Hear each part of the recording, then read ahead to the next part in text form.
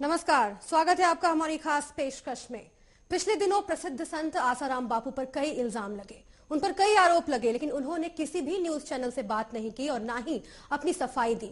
लेकिन जब वो नोएडा आए तो उन्होंने ये तय किया कि वो सुदर्शन न्यूज से बात करेंगे और अपने विवादों पर चर्चा करेंगे। इसकी वजह यही रही कि जब भी संत समाज पर कोई षड्यंत्रकारी आरोप लगते हैं, उसका पुरजोर विरोध करता है सुदर्शन न्यूज।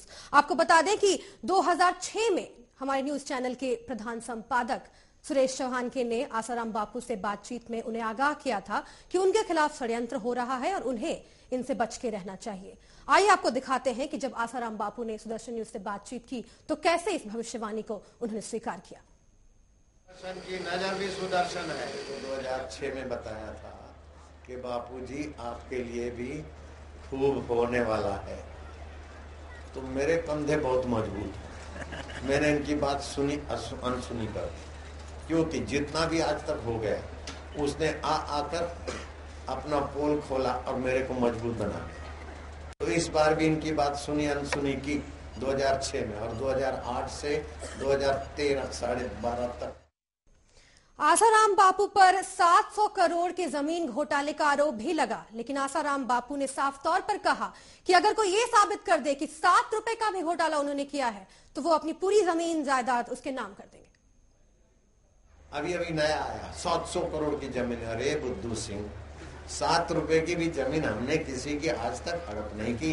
हम तो गरीबों को मकान बना के देते हैं, और 100 और कुछ एकड़ बीघा जमीन मैंने तो मेरे सेवक और जो उनके सहायक थे उनके नाम कर दी।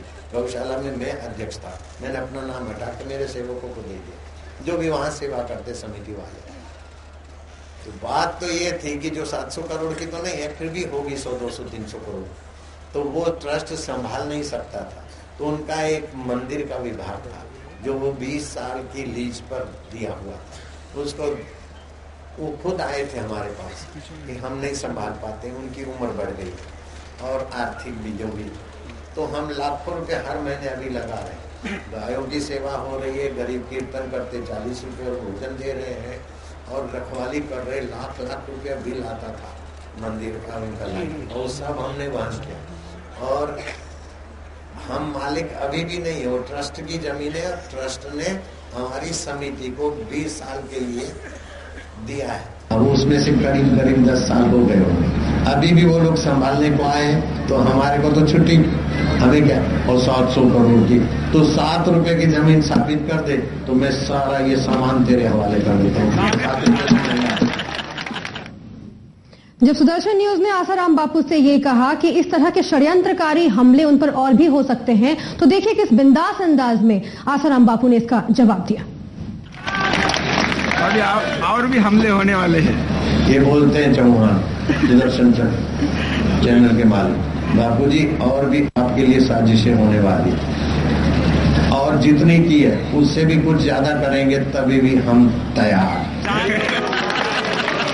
इल्जाम लगाने वालों ने इल्जाम लगाए लाख, मगर तेरी सौगात समझकर हम सिर पे उठाए जाते। 4.5 साल में जो कुछ इल्जाम लगाने थे, 307 के केस मेरे पर लगा दिए। आज तक मेरे को कोई जेल में नहीं ले जा सकता। जेल में ले जाके दिखा दे तो पता चले। सत्य को आंच नहीं होती और झूठ को पैर नहीं होती। वो गोदली खुद लगवा के मेरे नाम का 307 करवाते हैं, और वो काला जादू वाला अभी तक जेल में पड़ा। बापूजी ने मेरे को सुपारी दी 5,000 की, 7 आदमी मारने के लिए। और बाद में वो आश्रम देने वाले थे। अरे भाई मैं सुपारी, और तंत्र विद्या से 5 आदमी मारने को। हाय राम, तंत्र विद्या में किसी को मारने की ताकत होती तो महाभारत युद्ध क्यों करते हैं। वो दुर्योधन को दुष्ट था, अर्जुन को मरवा देता, छुट्टी हो गई। 5 भाइयों को तंत्र से मरवा देता 5,000 में, 5,000 अश्वर्यों में। ये सब नहीं होता है, लेकिन तंत्र भगवान शिव जी का चलाया हुआ कृपा प्रसाद। तो मेरे को जज ने पूछा, ऐसे नहीं कि मैं अपराधी के कटघरे में था, नहीं, जैसे और लोग बैठे बड़ी इज्जत से। जब भी मैं आता तो कोर्ट शुरू होती और मैं चला जाता कोर्ट शाम। जब आए नाश्ता करके खा पी के तब शुरू। तो बोले बापूजी यहाँ वहां कोई झूठ नहीं बोलता। मैं क्या इससे बड़ा कोई झूठ हो भी तो नहीं सकता।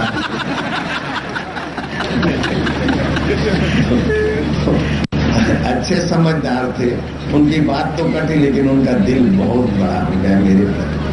फिर बोला बापूजी आप गाय पालते हैं? मैं क्या कितनी गाय? मैं क्या बहुत सारी गाय। लिखो मैं असंख्य गायों का पालन पोषण कर रहा हूँ। मैं क्या असंख्य नहीं 5000। बोले तो 5000 तो असंख्य हो गई ना। मैं क्या नहीं ये झूठ होगा। जब झूठ नहीं बोलना है यहाँ तो गाय को हमने को 5000 तो 5000 गायों का मैं पालन पोषण करता हूँ। वो लिखवा रहेगा।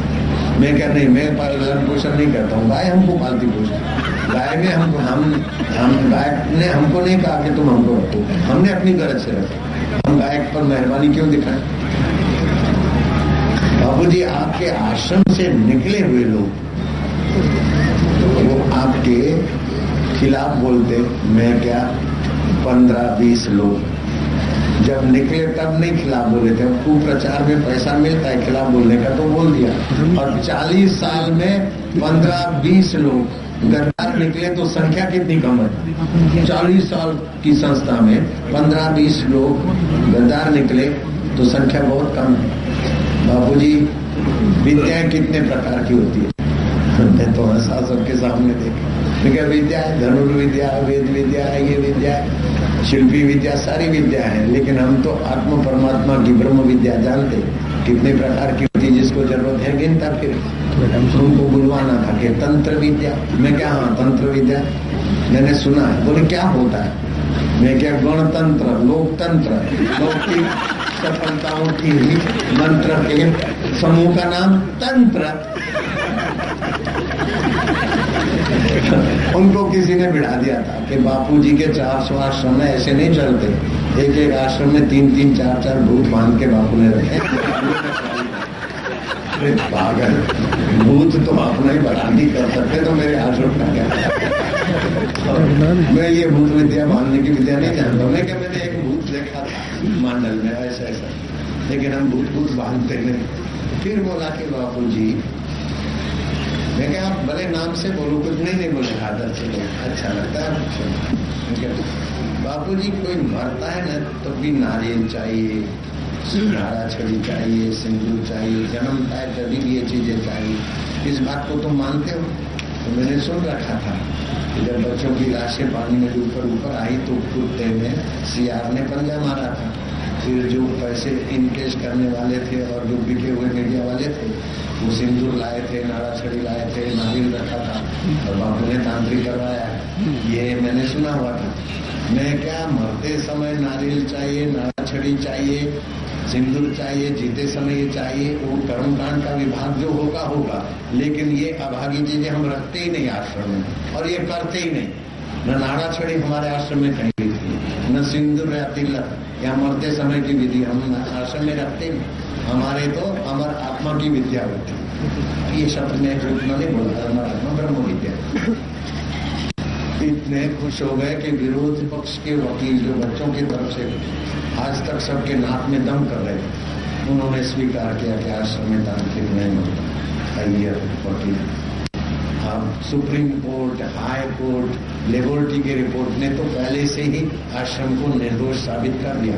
लेकिन विरोध पक्ष का वकील भी बोलता है कि तांत्रिक आश्रम में नहीं होता।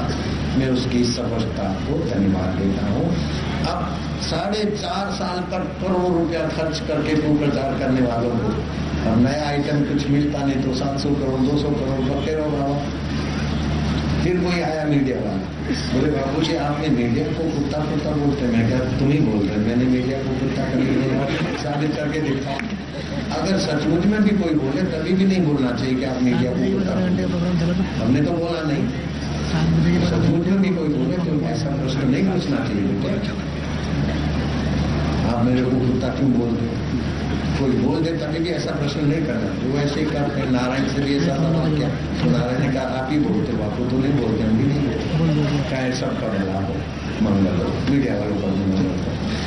अरे मेरे पीछे पैसा खाकर तो सुदर्शन न्यूज लगातार ये बात बताता आया है कि आसाराम बापू के खिलाफ जो ये षड्यंत्रकारी घटनाएं हो रही हैं, उसकी सीधी वजह यही है कि गुजरात और महाराष्ट्र के सीमावर्ती इलाकों में उन्होंने जो अपना अभियान चलाया, जो काम किए, उसकी वजह से मिशनरियों का काम प्रभावित हुआ, जो कि लगातार धर्मांतरण का काम करवा रहे थे वहां पर।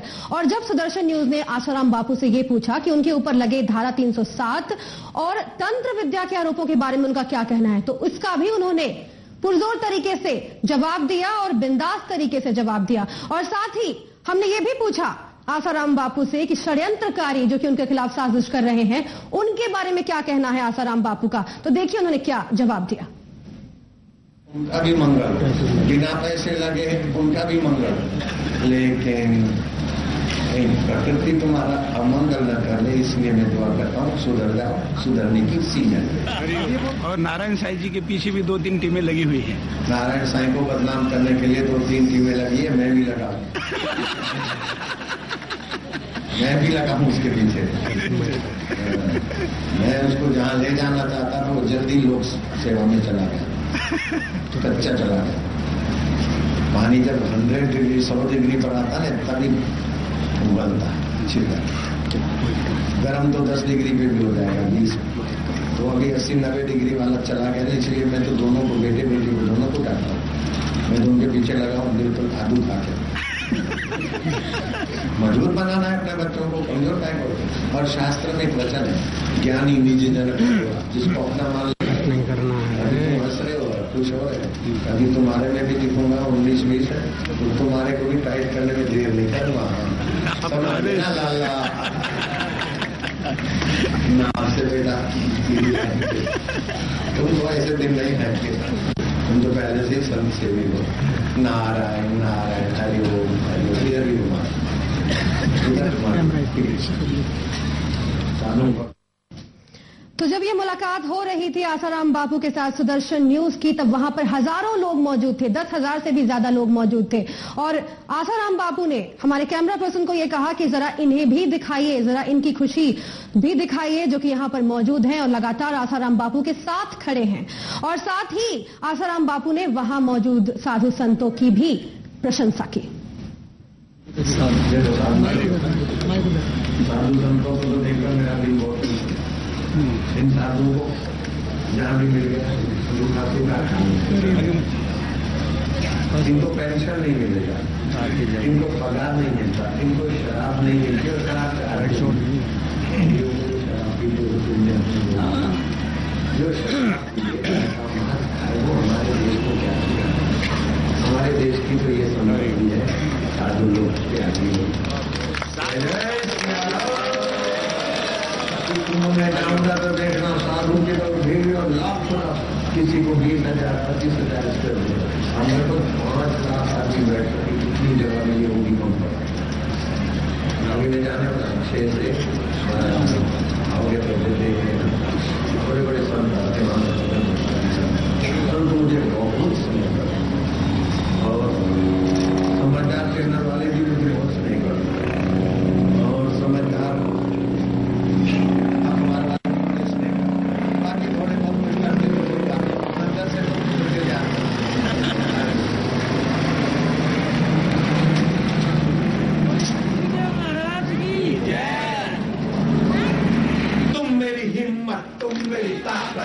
मेरी हिम्मत, तुम मेरी ताकत, तुमसे डरती हर आफत, तुमसे डरती हर आफत। तो सब बनाए वो जोड़ी, मेरी पसंद बना। तो सुना आपने आसाराम बापू ने सीधी बातचीत की सुदर्शन न्यूज के साथ, और वजह यही रही कि तमाम मसलों पर सुदर्शन न्यूज हमेशा खड़ा रहा है साधु संतों के साथ। और जब भी इस तरह की षड्यंत्रकारी घटनाएं सामने आती हैं तो उसका पुरजोर विरोध करता है सुदर्शन न्यूज। देखा आपने तमाम लोग वहां पर मौजूद थे और उन्हीं के बीच सुदर्शन न्यूज ने पूछा कई सवाल आसाराम बापू से और बड़े बिंदास अंदाज में आसाराम बापू ने उन तमाम सवालों का जवाब दिया। फिलहाल हमारे साथ हमारे प्रधान संपादक सुरेश चौहान के जी फोन लाइन पर मौजूद हैं, उनसे बात कर लेते हैं। सुरेश जी, सबसे पहला सवाल तो यही पूछूंगी आपसे कि जिस तरह से आसाराम बापू ने सुदर्शन न्यूज से एक आत्मीयता दिखाई है, इस आत्मीयता के बारे में क्या कहेंगे आप? देखिए, यही तो साधु संतों की विशेषता है मैं जो दर्शक इस कार्यक्रम को देख रहे थे उनके लिए ये याद दिलाऊंगा कि बाकी मीडिया आसाराम बापूजी की इमेज कैसे उनके सामने रखता है कि आसाराम बापू बड़े गुस्सेल है, एडमेंट है, वो किसी की इज्जत नहीं करते, कैमरामैन को चाटा मार देते हैं, अपमान करते हैं। ये जो झूठी इमेज लोगों ने आसाराम बापू की लोगों के सामने लाई है और जो सुदर्शन टीवी पर अभी आसाराम बापू दिख रहे थे, इसमें कितना जमीन आसमान का फर्क है।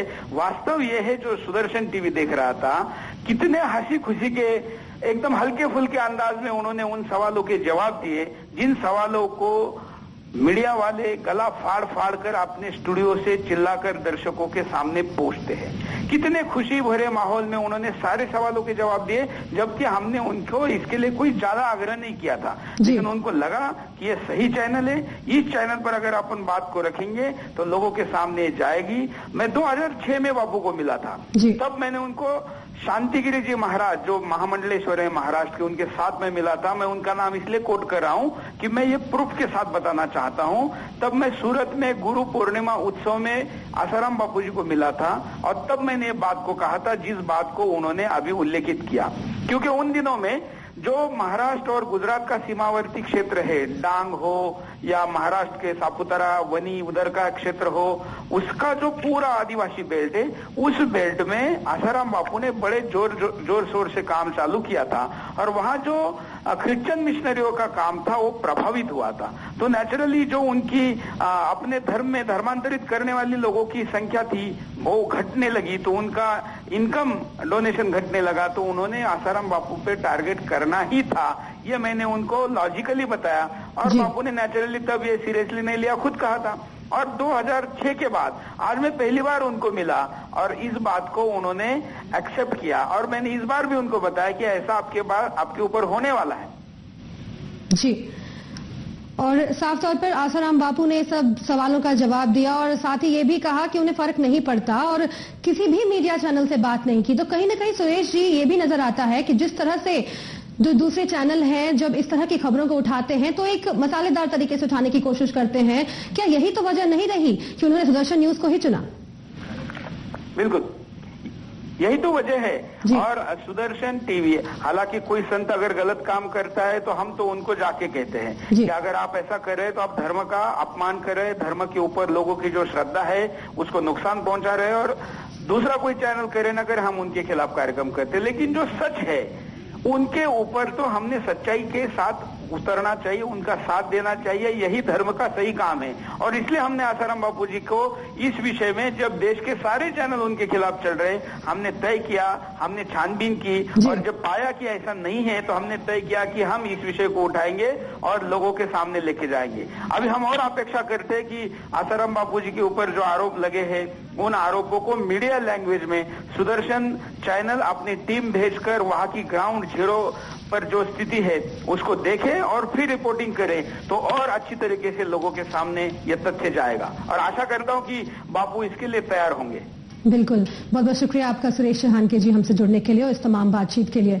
तो आसाराम बापू का एक्सक्लूसिव इंटरव्यू हमने आपको दिखाया। उन्होंने अपने ऊपर लगे तमाम आरोपों पर चर्चा की और साथ ही दूसरे किसी न्यूज चैनल से बात न करते हुए उन्होंने चुना सुदर्शन न्यूज को। और हमने बताया लगातार आपको कि इसकी वजह यही रही कि सुदर्शन न्यूज हमेशा खड़ा रहता है उन साधु संतों के साथ जिनके खिलाफ षड्यंत्रकारी नीतियां अपनाई जाती हैं, जिनके खिलाफ षड्यंत्रकारी काम किए जाते हैं। तो चलिए, इस खास पेशकश में इतना ही। नमस्कार।